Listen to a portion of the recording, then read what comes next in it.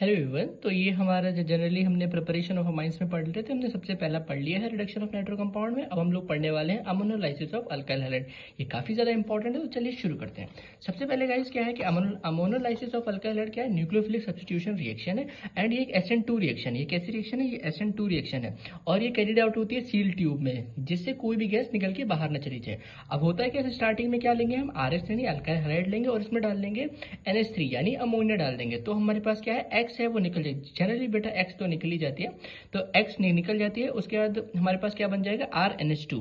RNH2 क्या है? 1 degree amine. फिर हम इसमें RX डाल देंगे तो ये H फिर से निकल जाएगा, H और X ये यहाँ से निकल जाएगा और हमारे पास और ये R इस पे जाके अटैच हो गई, यानी हमारे पास सेकेंडरी अमाइन बन जाएगा।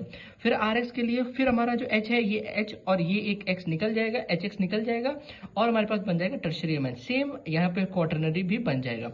याद रखिएगा ऑर्डर ऑफ रिएक्टिविटी क्या होता है? RI सबसे ज्यादा होता है, फिर उसके बाद RBR, फिर RCl। गाइस यहाँ पर सबसे एक और वेरी इंपॉर्टेंट चीज होती है कि जो मिक्सचर मिलेगा यहाँ पे primary, secondary and tertiary and quaternary सबका मिलेगा। लेकिन अगर हमें सिर्फ प्राइमरी चाहिए तो हमें अमोनिया को एक्सेस में लेना पड़ेगा। यहीं पर एक और ये रिएक्शन अमोनोलाइसिस यहाँ तक खत्म हो जाती है। लेकिन अगर हमें क्वाटरनरी अमोनियम सॉल्ट से अगर हम उसमें स्ट्रॉन्ग बेस डाल जैसे NaOH, KOH, RbOH, COOH अगर हम ये डाल देते हैं तो हमारे पास क्या बन जाएगा? ये देखिए हमारे पास क्या हो जाएगा? RNH2 बन जाएगा, H2O बन जाएगा प्लस Na प्लस ये नहीं है, ये क्या बन जाएगा? सॉल्ट बन जाएगा। यानी हमारे पास फिर से हमारे पास क्या बन जाएगा? अल्केन अमाइन बन जाएगा। आई होप आप लोग को समझ आया। Thank you so much.